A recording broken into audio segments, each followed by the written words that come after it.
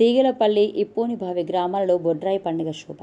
మహబూబ్ నగర్ జిల్లా నవాబ్పేట మండలం పరిధిలోని తీగలపల్లి, ఇప్పూనిబావి గ్రామాలలో పండుగ వాతావరణం నెలకొంది. పండుగ శోభ ఉట్టిపడుతుంది.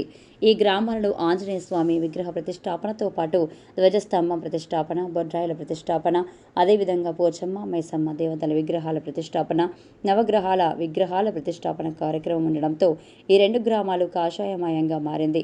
ఇందుకు సంబంధించి శ్రీ రామకృష్ణాచారి వేద పండితుల బృందం ప్రత్యేక పూజ కార్యక్రమాలకు ఇచ్చేసి పూజలకు శ్రీకారం చుట్టారు. గ్రామానికి సంబంధించిన పెద్దలు, యువకులు, మహిళలు, చిన్న పెద్ద తేడా లేకుండా ఈ కార్యక్రమంలో భాగస్వామ్యం అవుతూ 3 రోజుల పాటు జరిగే పండుగను విజయవంతం చేయడానికి కృషి చేస్తున్నారు. గ్రామమంతా కాషాయ తోరణాలతో శోభాయమానంగా తీర్చిదిద్దారు. ధర్మో రక్షిత రక్షిత అంటారు. ధర్మాన్ని కాపాడితే ధర్మం మిమ్మల్ని కాపాడుతుందని శాస్త్రం చెప్తుంది. అందులో భాగంగా ప్రతి గ్రామంలో ఈ మధ్యలో బొడ్రాయి పండుగలు విశిష్టంగా నెలకొల్పుతున్నారు. బొడ్రాయి పండుగలను విశిష్టంగా చేస్తున్నారు. అదేవిధంగా గ్రామాలలో ఉన్నటువంటి పురాతన దేవాలయాలని పునర్నిర్మించి ఆ దేవాలయాల్లో మళ్ళీ విగ్రహ ప్రతిష్టాపనలు చేస్తున్నారు. అందులో భాగంగా మహబూబ్ నగర్ జిల్లా జడ్చర్ల నియోజకవర్గం నవాబ్పేట మండల పరిధిలోని తీగలపల్లి గ్రామంతో పాటు తీగలపల్లి శివారు గ్రామంలోని ఇప్పొన్నిబాయి గ్రామాలలో ఆంజనేయ స్వామి ప్రతిష్టాపన, అదేవిధంగా దేవాలయ పునర్నిర్మాణ ప్రారంభం, అదేవిధంగా దేవాలయాలకు సంబంధించినటువంటి ధ్వజస్తంభం ప్రతిష్టాపన, అంతేకాకుండా ఈ 2 గ్రామాలకు సంబంధించి బొడ్రాయి ప్రతిష్టాపన కార్యక్రమాలకు ఎంతో వైభవంగా నిర్వహించడానికి పూజా కార్యక్రమాలు ప్రారంభమయ్యాయి.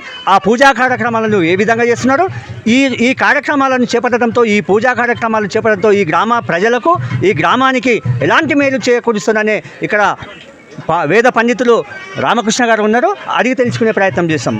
స్వామివారు ఈ పూజా కార్యక్రమాల ద్వారా ఈ గ్రామాలకు ఈ బొడ్రాయి ప్రతిష్టాపన, ఆంజనేయ స్వామి విగ్రహ ప్రతిష్టాపన, ధ్వజస్తంభం ప్రతిష్టాపనతో ఈ గ్రామాలకు జరిగే మేలు ఏమిటి? శ్రీ గురుభ్యో నమః.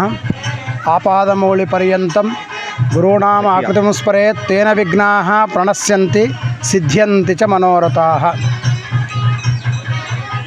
తీగలపల్లి, ఇప్పూనిబాయి ఇవి దరిదాపులో ఒకటే గ్రామము, కానీ వేరువేరుగా ఉన్నట్టుంటాయి, కలిసి ఉన్నట్టుంటాయి. ఈ గ్రామం లోపల అక్కడ కొంతమంది నివాసం చేస్తారు, ఇక్కడ కొంతమంది నివాసం చేస్తారు. అయితే ఇద్దరు కలిసి అక్కడ దేవుడు ఉండాలి, ఇక్కడ దేవుడు ఉండాలి అంటే ఈ శివారులో దేవుడు ఉండడం వల్ల ఉపయోగం, ఆ శివారులో దేవుడు ఉండడం వల్ల ఉపయోగం. ఏ దేవుడు ఎందుకు చేస్తున్నారనే ప్రశ్న పుడితే ఇక్కడ హనుమాన్లు, ధ్వజము, తర్వాత బొడ్రాయి ప్రతిష్ట, తీగలపల్లినేమో ఆంజనేయ స్వామి ధ్వజము, తర్వాత నవగ్రహాలు, బొడ్రాయి, పోతురాజు, తర్వాత పోచమ్మ, ఇవన్నీ కార్యక్రమాలు జరుగుతున్నాయి. ప్రతి గ్రామం లోపల ఏ గ్రామంకి వెళ్ళినా ఆంజనేయ స్వామి దర్శనమిస్తాడు. ఆంజనేయ స్వామి లేనటువంటి గ్రామమే లేదు. ఎందుకంటే బుద్ధిర్బలం యశోధైర్యం నిర్భయత్వమరోగత అజాడ్యం వాక్పటుత్వంచ హనుమస్మరణాద్ భవేత్ అంటాడు. ఈ బొడ్రాయి ప్రతి గ్రామంలో అంటే మానవునికి ఏ విధంగా నాభి అంటే బొడ్డు నాభి ఉంటుందో ఈ బొడ్రాయి కూడా ఒక గ్రామానికి నాభి లాంటిది. దాంతోపాటు గ్రామ దేవాలయానికి కూడా ధ్వజస్తంభం కూడా ఒక బలమనే ధర్మ కార్యక్రమంలో భాగమని శాస్త్రం చెప్తుంది. అయితే ఈ 2 కార్యక్రమాలు గ్రామ ప్రజలకు ఎలాంటి సందేశాన్ని ఇస్తాయి?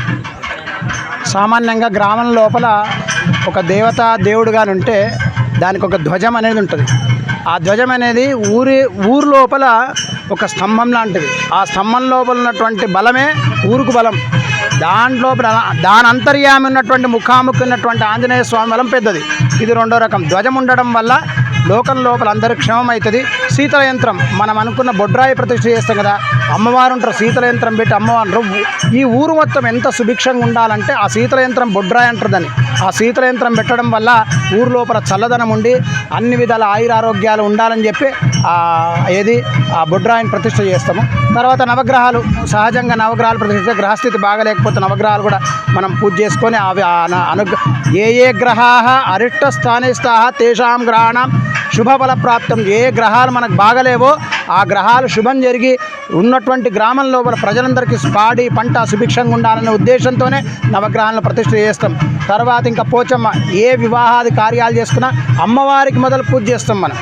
అక్కడ పోయి అమ్మవారికి ఇంత నైవేద్యం పెట్టి ఆ బట్టలను సమర్పించుకొని పందిరి పూజ పెళ్లి చేయడానికి అవకాశం ఉంటుంది. అమ్మవారిని కూడా ప్రతిష్ఠ చేసుకుంటున్నాం. ఈ రూపకంగా ప్రతి గ్రామం లోపల ఆంజనేయ స్వామి కానీ శ్రీరాముడు కానీ ధ్వజం కానీ ఏ విగ్రహ ప్రతిష్టలు ఉంటాయో వాళ్ళంతా మన మీద అనుగ్రహం చేయడానికే వాళ్ళు భూమి మీదకి వచ్చినారు. వాళ్ళకు అవసరం లేదు. మనం పుణ్యం సంపాదన చేసుకోవడానికి చెట్లు చామరాలు పక్షులు ఇవన్నీ వేసుకొని ఇంత చామరాలు వేసుకొని ఇంత పందిళ్ళు వేసుకొని దేవుని పూజ చేస్తున్నాం కనుక అటువంటి పూజను వైభవంగా 20-25 ఏళ్ళ నుంచి కష్టపడి ఎక్కడి నుంచో డబ్బు తెచ్చి ఎంతో కష్టపడి గ్రామం వాళ్ళు ఆ గ్రామం వాళ్ళంతా కలిసి పూజను చేసుకుంటారు. వీళ్ళకు కూడా ఆయుర ఆరోగ్యాలు కలగాలి, వచ్చినటువంటి భక్తులకు కూడా భగవద్ అనుగ్రహం కలగాలని కోరుకుంటూ శ్రీకృష్ణార్పణమస్తు. హరయే. ఇది తీగల్పల్లి ఇప్పొంబాయి గ్రామాల్లో బొడ్రాయి ప్రతిష్టాపన కార్యక్రమం, దేవాలయ పునర్నిర్మాణంతో దేవాలయ ప్రారంభం, ఆంజనేయ స్వామి విగ్రహ ప్రతిష్టాపన, ధ్వజస్తంభం ప్రతిష్టాపన విశిష్టత వేద పండితుడు రామకృష్ణ వెల్లడించిన అంశం. ముందు చూపు తిరుపతయ్య, తీగల్పల్లి ఇప్పొంబాయి నుండి. స్వామి ఉండడం వల్ల బుద్ధిర్బలం, బుద్ధి పెరుగుతుంది, బలం పెరుగుతుంది, యశస్సు పెరుగుతుంది, నిర్భయత్వం అరోగత, భయం ఉండదు, భూత ప్రేత పిశాచులు ఏమున్నా కూడా తొలగిపోతాయి. నిర్భయత్వం అరోగత, రోగాలుండయి, అజాడ్యం శరీరం లోపల జాడ్యం అనేది ఉండదు, వాక్పటుత్వంచ హనుమంతుని స్మరణ చేస్తే వాక్ మంచి మాటలు రావడానికి అవకాశం. హనుమస్మరణాత్ భవేత్ అంటే ఉదయం లేచి కానీ మనం ఇంటి నుంచి లేచి వచ్చి భగవద్ దర్శనం చేసుకుంటే కూడా ఎంతో యశస్సు ఉంటుంది. ఏ గ్రామంలో అయినా ఆంజనేయ స్వామి ధ్వజము శివుడు కానీ ఏ ఉన్నా కూడా శ్రేయస్సు అవుతుంది. అక్కడ కట్ చేసుకో. ఇంకేం కావాలి మనకు?